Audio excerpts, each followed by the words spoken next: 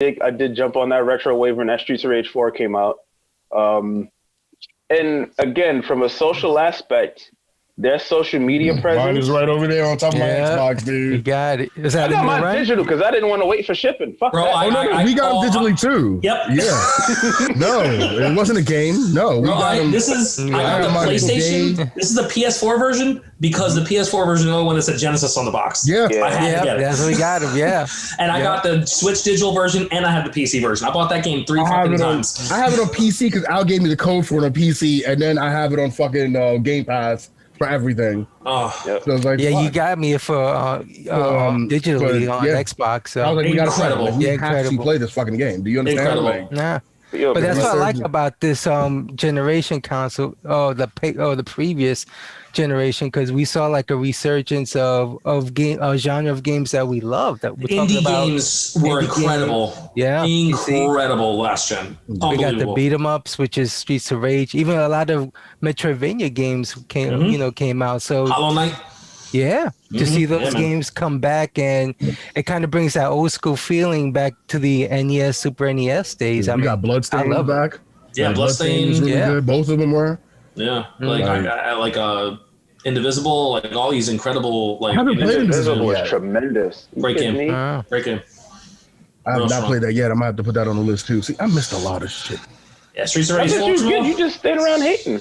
But that Streets of Rage 4. I hate a lot of shit. Because I went through so many. I'm about to throw something in this fucking room, man.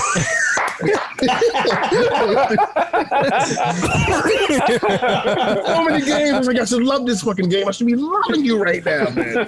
The one game I love the fuck out of got like 2 awards. Suck a dick, boy.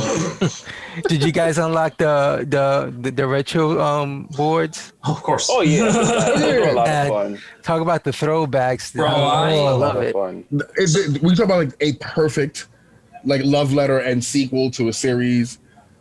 I honestly like I can say this like it's hard pressed to find something that is better than what Streets of Rage 4 is. Absolutely. I mean, I followed this game hardcore. I'm not gonna lie to you guys. I'll give a little spoiler here. This is gonna be my game of the year. Okay. Like, if I have a game of the year, this is the one for me. Because like I was when they announced this game last year, I thought I was going crazy. I'm like, get the fuck out of here. This can't be real, right? And I saw the art style, and I saw like immediately hooked me because I'm a big comic head. Like this shit looked like fresh off of a Capcom design art page. I'm a huge Capcom head because of the art design and all that. And like, I saw this game was moving, and I was like, okay, I hope the gameplay holds up. And then I followed every single fucking development video they put out. There's an entire series of these on YouTube that the developers all put out. They would showcase like. At one point, they had Streets of Rage 2 and 4 running simultaneously mapped to one controller so they could replicate how much it felt like the original. Like, that's how, when I saw that, I was like, I'm not worried about this game even a little bit anymore. Only excitement. And the fact that they had a separate video just for Yuzo Koshiro to talk to him about the music, and I'm like, these guys get it. I am not worried about this game. I am beyond excited. This game dropped. I played the fuck out of this game, man. I beat this shit on Mania. I have S ranked every level on Mania.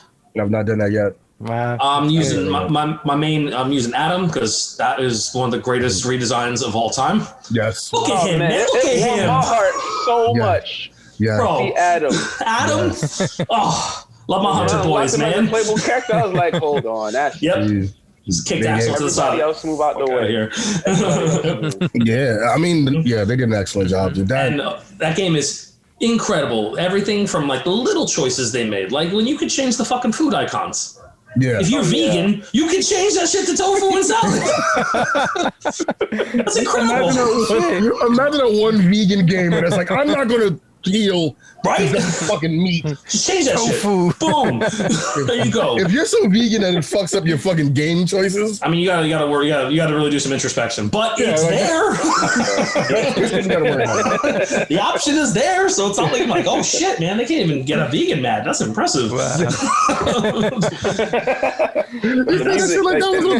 was on the board. Oh we got to change that. We can't get these vegans angry right now. No, exactly. We gotta fix that shit. Like these guys. And also in terms of the art design, like my favorite fighting game in the world is Street Fighter 3 Third Strike. Okay. And a couple the art of guys. design on that is tremendous. Oh yeah, it's it's the best of all time still to me, right? You think better than what KOF was doing at one point? KOF is really phenomenal, but like art design wise, look, I like Falcon, but like sometimes he can be a little, I'm not going to get started on the self-insert characters, Maximum Impact, all that shit. But like I respect Falcon's art because I was following him before he was working for SNK. Yeah. But like Aki Man, incredible.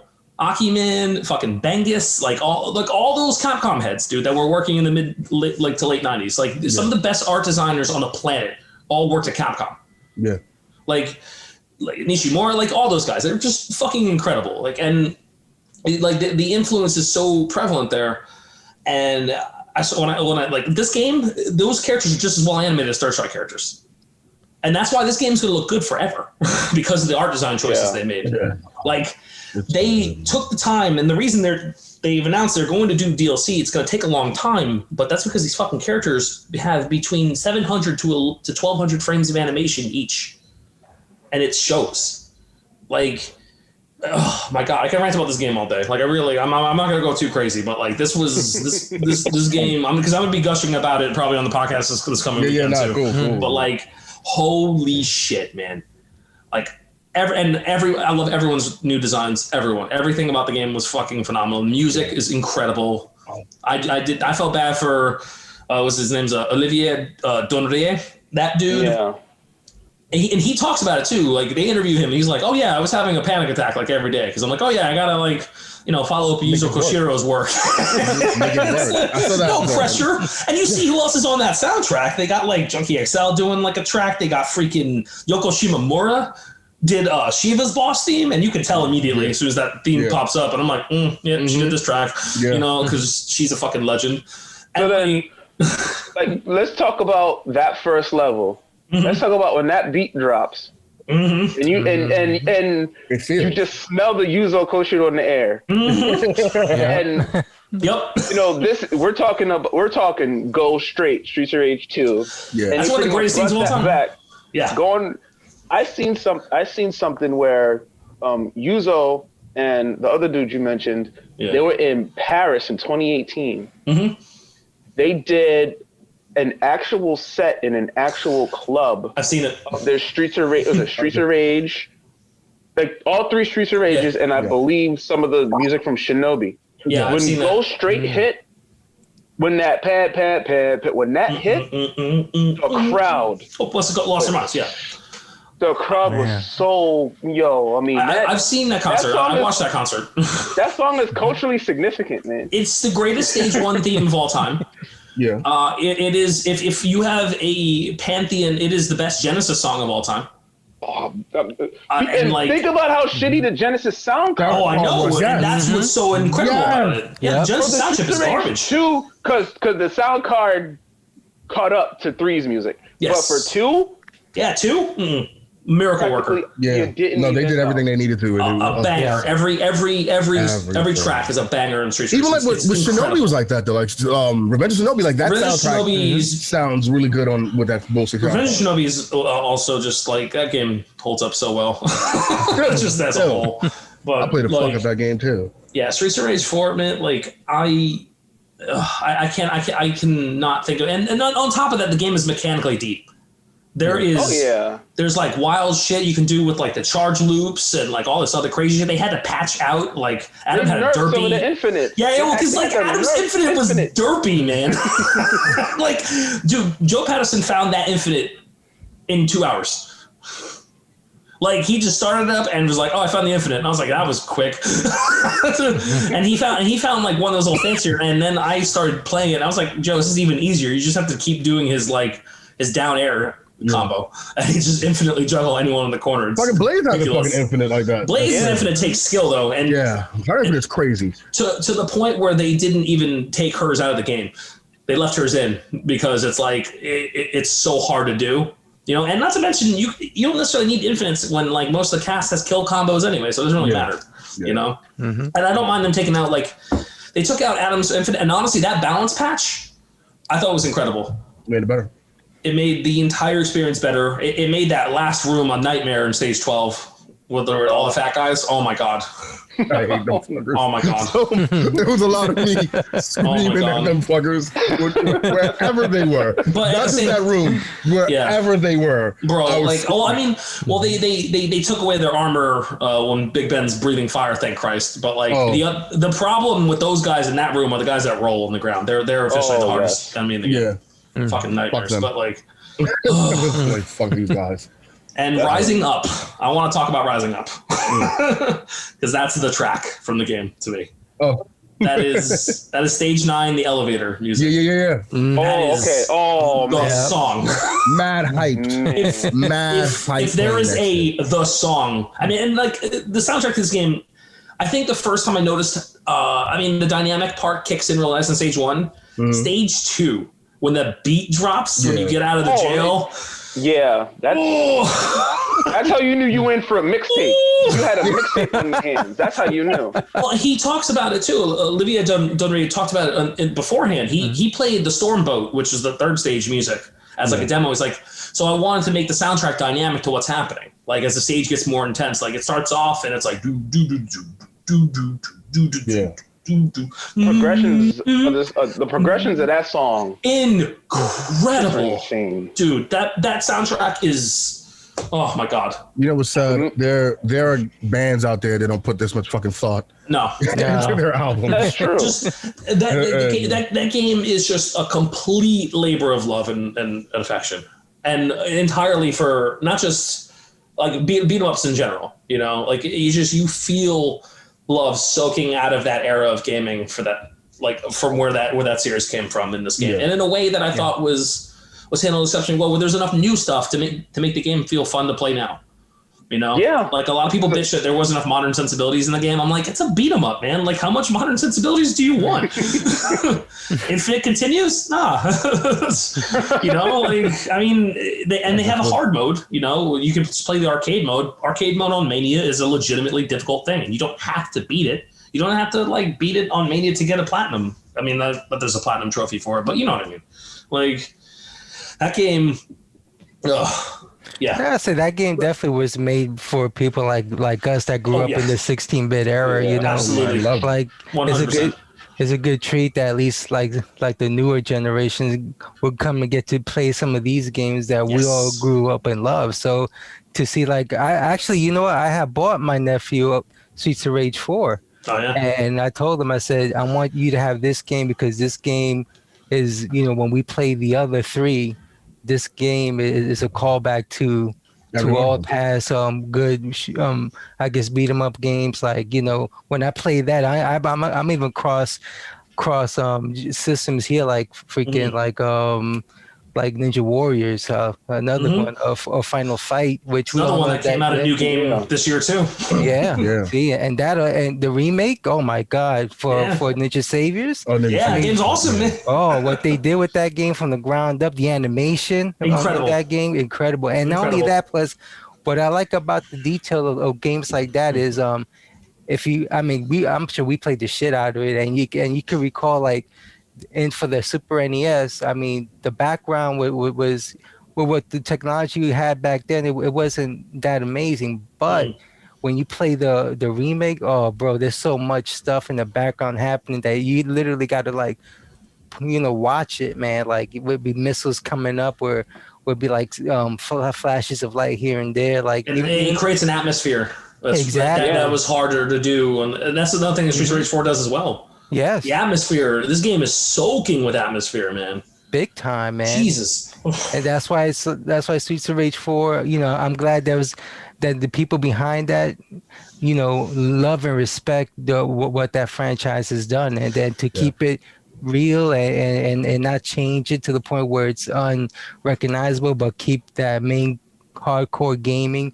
You know, when it comes to beat 'em up, I mean, that's what we really like, you know, and that's what calls us back to it. That's why, like, with this past generation console, it's like, you know, we are seeing a resurgence of old genres that we thought, or at least me thought it was all long and gone. Like I had a conversation with Mike. Like I'm like, I can't really recall a good beat 'em up on the PS3.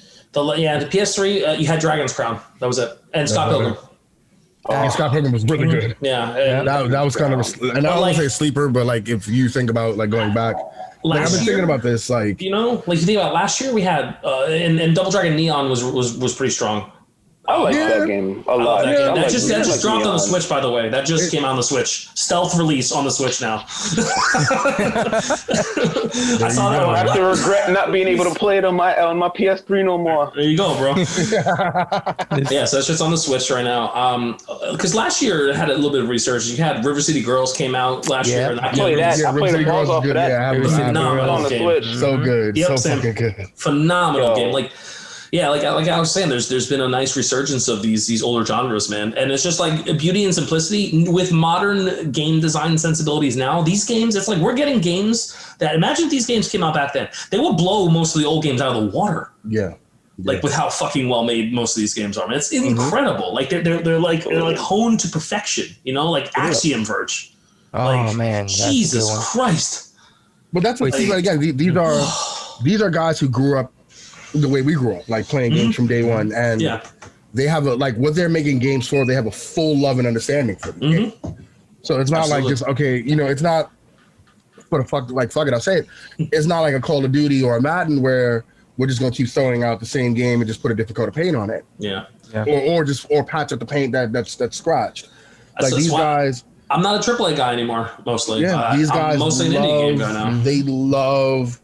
Metroid, like any type of Metroid, quote unquote, like a Metroid game, like Axiom Verge is basically fucking Metroid. It's Metroid. It is. Like, that is a fucking love letter and a half to Metroid. And to play that shit, like, I remember, like when you come down, I'm like, oh, wait a minute. Like, we're really going to go left first. All right, let's go left first. And then, and it gives you, like, we're going to do this. It's going to like, oh, fuck. Like, this is Metroid. Yep. This is fucking Metroid to me. Game letting you know what it's about right from the start. Let me ask you this question. It's funny. How do you guys feel that we're talking about Streets of Rage 20, 30 years later? Right? 26 years later. And even before they come out. But hold on, but we're not talking about like Final Fight. Well, I mean, we may get something of that at some point. We may. It was in the Capcom leak. It was, but fair. The thing is, like, that's a fair question to ask. I think. Think about it. We're talking like if we go to going to the arcades, like going to the XS or going to any arcade, by like going down Elizabeth Street and shit, like or Canal Street, like and playing fucking Final Fight all the time. And then now, like when you talk about beat 'em ups, Streets of Rage is the first game that comes up now, and then Final Fight's kind of it's weird. Like I don't want to say it is, but for lack of a better term, it's kind of an afterthought compared to what we talk about Streets of Rage. Go ahead, Jamaal. I'll let you go first. I'm gonna have the hot take in a minute. It's just like a feeling question. Like, well, here's a weird take on that. What if because Final Fight was the I'll just word it like this. I'll word it like this. Maybe Final Fight was the AAA equivalent of a beat 'em up, whereas Streets of Rage, who didn't have an arcade presence, was strictly home console. Could have been looked at as more of that indie darling. Like look at it like take the perspective of like watching wrestling. Yeah, you have your indie performers, and you have your top tier shows. Yeah. You'll have I'll put it out there. WWE because they're the one catching the most shit because they don't push their indie talent that much. NXT is off the meetup, but we're looking at Raw and SmackDown, the red and blue brands. Yeah, if the appearance of Raw and SmackDown is that Vince McMahon is always calling the shots, and Vince is always going to have his boys shine the brightest. Yeah, and you look at Randy Orton, tremendous athlete. He's been in the game for about as long as Streets of Rage has been a thing. But get the camera time. I mean, he's killing it. He's killing it. So he was able to pace himself to have the type of career where he can do that now. Yep. He didn't burn out. That's right. He didn't kill himself. But he's third gen, so you can consider him a AAA wrestler. You look at your indie wrestlers, pretty much like 70% of the roster of AEW And or you look at your NXT guys, or better yet, look at Keith Lee, because Keith Lee is pretty much an NXT graduate. He could be your indie wrestler. He's not getting a Randy Orton push. No. If Keith Lee and Randy Orton had a match for the championship, Randy would win it over Keith. Yeah, he would. Or Keith would win it, but then drop it to him the very next night. So you're saying that I think Final Fight had a more prestigious, maybe a more mainstream presence, since you could go to every arcade and find it. But Streets of Rage was so underground that was only out on console. Yeah. I have a different theory. Go for it. If you will hear me out on this. So I think there's merit to that.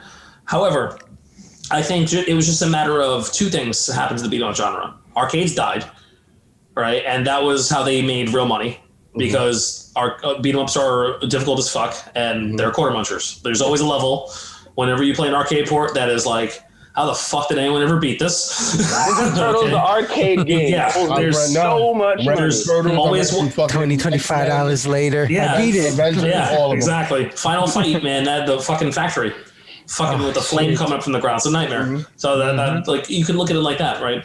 I think that's part of it. I think the other part is Final Fight had a bad home port. Yeah. Because the Super Nintendo version of Final Fight did not have multiplayer. Nope. So they deleted the stage, if I'm not mistaken. Deleted stage. I'm not even talking about censorship because that's a Nintendo thing at the time. Yeah. But like, it's just a simple fact that the game wasn't as good as the arcade. It didn't feel as good. Like Hagar and Cody, it was missing a character. Guy wasn't even in the home port. Yep. But the lack of co-op was what I think really hurt that port. Right, it sold well because it was Streets of Rage 1 had that co-op for real from the start. Even though like it didn't look as nice, it didn't matter. It played incredible, and then it had a grapple system, like the flip over. That shit felt so good, and a killer soundtrack, and the music, of course, like that goes without saying, right? And I think Streets of Rage filled that void, especially considering there was no Final Fight port for the Genesis at the time as well. True. So I think it's a matter of there was no Final Fight port. Yeah, because that happened to the Sega CD. Yeah, exactly. Yeah, you didn't get one till the Sega CD, right? Yeah. And that was a close to an arcade perfect port as you can get at the time. Yeah. Despite the shit loading times, Sega CD was garbage. But like, I mean.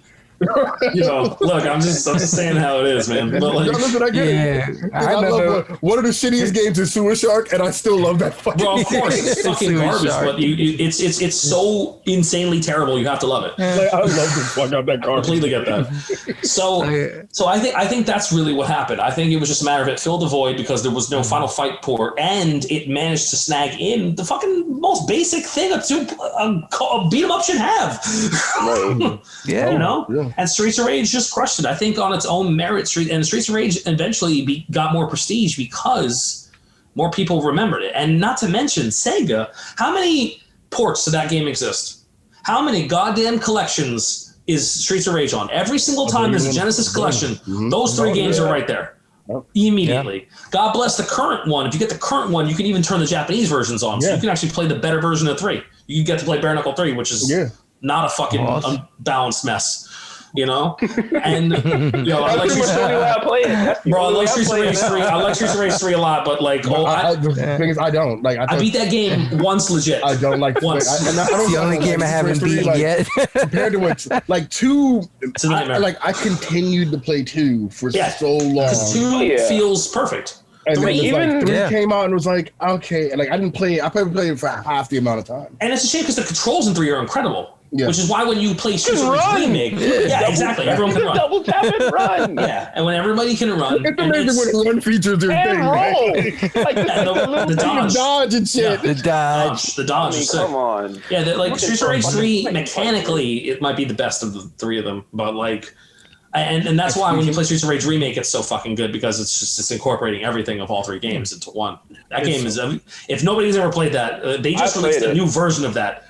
There's a 5.2 patch. I started it the other day. And I played it. I played through it once. I haven't seen if they've added. I'm curious to see if they've added any assets from 4. I'm very intrigued to see if that's because I've seen a lot of sprite work of the characters from 4 around the internet. Are they ever going to make a 4? Is it 4-player co-op online yet or no? No, I don't think that's happening because I think they had too many. They couldn't work it out. But if you have Parsec, you can do it that way. Or if you on the Steam version, you can do screen share. and you can play 4 players locally with each other.